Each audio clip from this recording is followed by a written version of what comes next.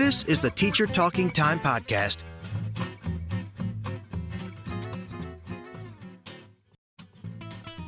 All right, Richard and Danny, welcome to the show. And first of all, I'd like to say thank you for taking the time to chat with us. I know, time zones and scheduling and everything, and COVID now, apparently. Yeah, it's back here. It's back here as well. Never went away. But it's lovely to be here with you, and thanks for inviting us to come and thank talk you. about something we're both really passionate about. yeah. And I thought we would start right from the beginning. Perhaps we could talk more about your early experiences teaching and even writing. But how did you two get into teaching ESL, EFL, English in general? Well, you started before me. You start, Danny. I did. So yeah, mid 90s. Yeah. I'd done a little bit of teaching already, and I quite liked it. I was actually planning to be a gardener, and so I had the choice of going to evening school to be a gardener, or do the CELTA called CERT back then. And I chose the teaching because I thought I'd enjoy it, and Right. I did. I got work pretty much straight away in London, and just carried on. Yeah, it's 27 years now. Wow. Yeah, and so gardening's now a hobby. Okay. Teaching's the job. Yeah. Yeah, I mean, gosh, a little bit after you, but early 2000s, I'd finished drama school, so I was an aspiring actor, but there isn't much work for actors, as I'm sure you can probably guess. So I was doing that kind of charity mugging in the street, where you stand in the street and try and get people to give you money. And did you do that as well? I did that. Really? Yes, Yeah. You had a drama degree. And I had a didn't you? drama degree. Yes. So it's interesting where you end up. Yeah. And I didn't really know what to do. So I was teaching a bit of drama to kids. And I think somebody suggested, I really needed to find something to do to earn a bit of cash. And somebody suggested doing a TEFL course. And I did a Trinity Cert TESOL because it was cheaper than the CELTA at International House. I couldn't afford that at the time on my out of work actor budget. And yeah, I mean, I finished. I got work quite quickly, but I wasn't really looking for it. And actually, it's become a friend now. The school I first worked at was a small school in North London, and I kind of got nagged into doing the job. But I really wasn't that bothered, to be honest. But yeah, and I found I enjoyed it, and it took me a couple of years. I traveled a bit with it, did some volunteering work in Costa Rica. And I think it was after that I decided that that's what I wanted to do as a job. And I came back and did the Delta. Yeah. I think it was getting jobs in small schools. Yeah. That kind of, you're one of 8 teachers or 7 teachers. Right. They just keep you on, and you become a little family. And my first school, I was there for about 8 years. Loved it. I started teaching in Costa Rica as well, Danny. That's Did actually you? interesting. Oh, wow. Yeah, and it was Where were you? I was right in San Jose, right in the capital. Yeah, I didn't go to the beach. I wanted to, but then everyone tells you, well, you can, but there's no jobs at the beach, so you got to be where the people are, which obviously makes sense. Same story, went for 6 months, and 6 months turned into like 3.5 years because you just kind of stay on, and as you stay on, you get more responsibility, and as you go. That's right. Definitely. What's interesting is that there's clearly a lot of similarities between what you guys were saying. And Andrew, I don't know if you remember this. When we interviewed Scott, he also had a background in drama, and he wanted to be a drama teacher or an actor or something. And then he eventually stumbled upon becoming a teacher. So there's clearly some sort of influence in the kind of work that you both do right now with work with emergent language and all that. So I'm very curious to hear more about your influences on teaching and education. Like, who else influenced your views on teaching, and what particularly about these people were you drawn to? I suppose to get into that one, it's we were talking about this the other day. Where were we after? What were we doing when we first started teaching? And I think back to my Cert TESOL course, it was very traditional back in the early 2000s, like your one. So it was PPP, and I remember them drawing a triangle on the board. And it was divided into 3 bits with the presentation at the beginning, the control practice in the middle, and the free practice at the end. And there was no real room for anything emergent or feedback in that particular model. And that's kind of what I thought teaching was, and that you had to follow that. Right. So it took a while, I think, to start moving away from that, I think, for me. I think so. Yeah. We were talking about my Delta, and I just did very sort of real PPP lessons. I can't remember the language point. It was present perfect, and they read a text, and then I did what do we call it? A sort of generic guided discovery activity, and they discovered what I wanted them to discover. And then they answered all the questions I wanted them to answer in the controlled practice, and then they had exactly the conversation I wanted them, and everything seemed fine. But I think it was after my Delta, when I started going to conferences and meeting other people and seeing people talk about doing things differently. And one of them was Scott Thornberry actually talking about emergent language, and it was kind of, I actually wasn't at the talk, but it was the buzz about the talk and about the articles, and I was sort of thinking, that's what I do when I'm not being observed. And I think that's so true, isn't it? It's what I do when the director of studies isn't coming in to check on me, and was very much my experience as well. And it kind of, I remember seeing Luke Meddings do a talk at a school I taught at in Birmingham for a while, and it was really interesting because Luke gave a name to something that happened in my class that I thought was a bit throwaway, and I didn't think it was very important, but it was something that we did. Do you remember what that was? The emergent language. It's basically not using the course book and not focusing on the target language and just teaching the student by basically working with what the students were saying and reformulating what they were saying and putting it on the board. It was the moments when the student would ask a question, or they'd come in and start telling you a story, and you'd sort of look at your watch and think, okay, but then 5 minutes you'd get nervous, then the next time 10 minutes you'd get a bit nervous, and later it was half an hour, and you're thinking, this is really good. And suddenly you realize your lead-ins kind of suddenly become a much more interesting lesson than the one that was in Headway, which is what I remember using a lot at the time. But your attitude changes, because at first it's kind of, you go in the staff and you're like, oh, we had such a nice conversation, everything I planned I can now use tomorrow. I never thought about what they'd learned, or but if I'd looked behind me later on and seen the board, it was full of language, all sort of lexical stuff that was coming up, but I'd never thought of it as Lexis and emerging language, and it just was time passed talking. And I think I started seeing the value in it with the students enjoying it, and the students wanting more of that and saying that they enjoyed the lessons. But it's interesting thing you said about the language on the board. My board was full of language, but I didn't really do much with it. Occasionally we'd recall something that had gone up there, but there was nothing systematic about it. But I think it was like, certainly I think for me again, the whole dogma movement and Luke talk, and then reading some of Scott's stuff, that started to get me thinking about what happens in classroom interaction, and actually on a larger scale, how does learning happen, and language learning within that. So I think that's really what got the ball rolling for me, and getting me to think about what I was doing in my classes and what the value of it was.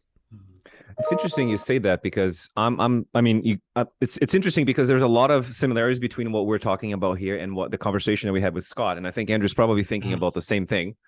We had a long conversation because he also started at IH London. And he was talking about, like, he was teaching a lesson in an old room that used to be like a janitor's room or something, a closet or something. And he wasn't being observed.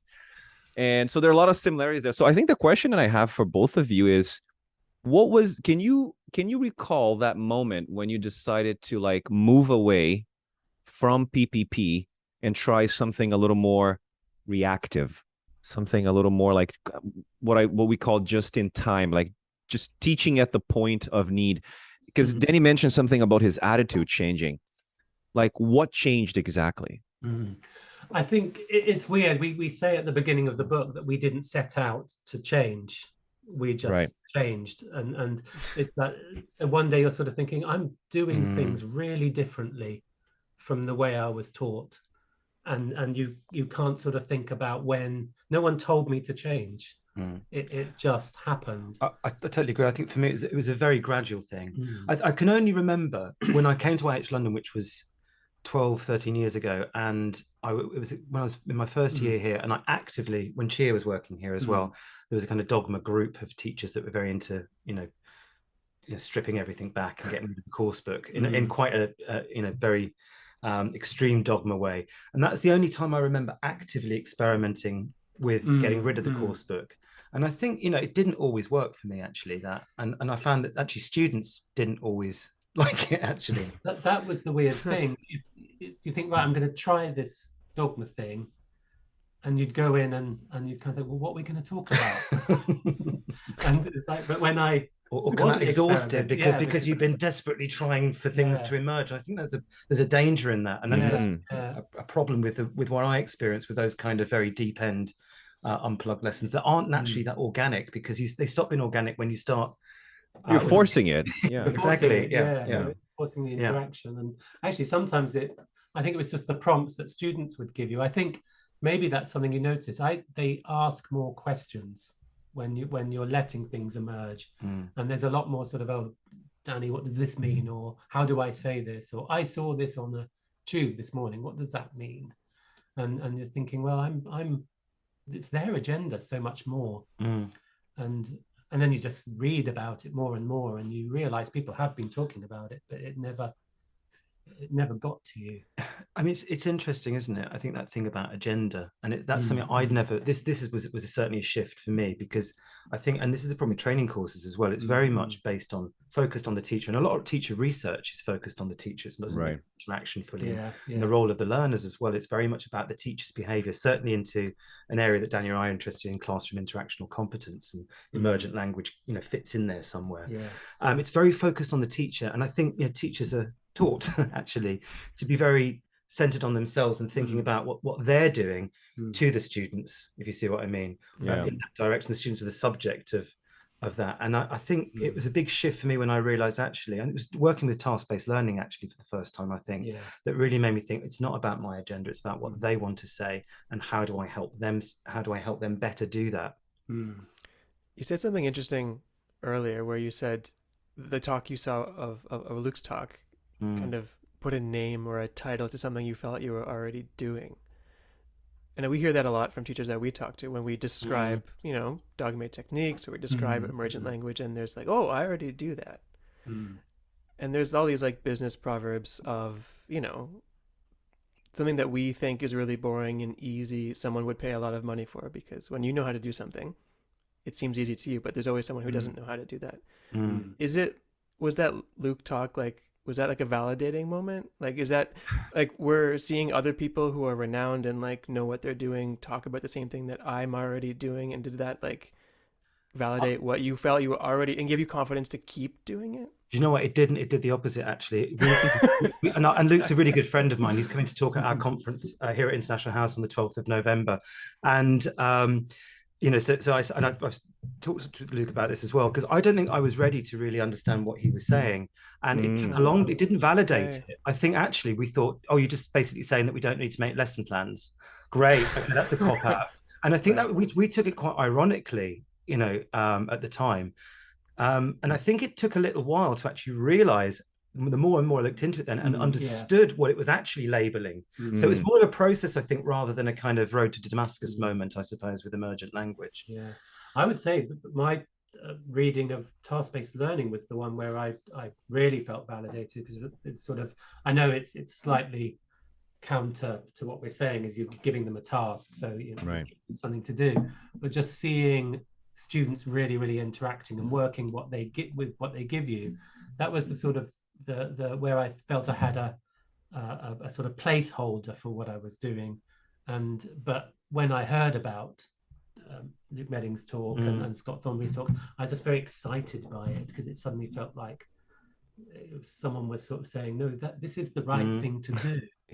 And not, but people were also people, as I said, I hadn't actually been to the talk, so I was hearing people say, well, isn't it just what you do when the photocopier is broken, or people can't be bothered to plan a lesson? Business teachers saying, we always do that. That's what we do in our one-to-one lesson.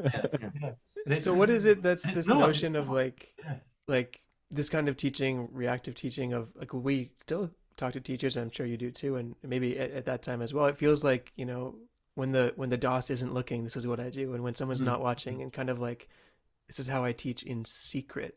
Like, how do we, like, do you think it's still that way, or like we lazy teaching, all of these things come out, I'm not planning, I'm a lazy teacher, like all these notions still exist, right? Yeah, I think firstly we've got to think about, what is emergent language, and it's it's a natural part of the learning process when anyone's learning a language. Mm.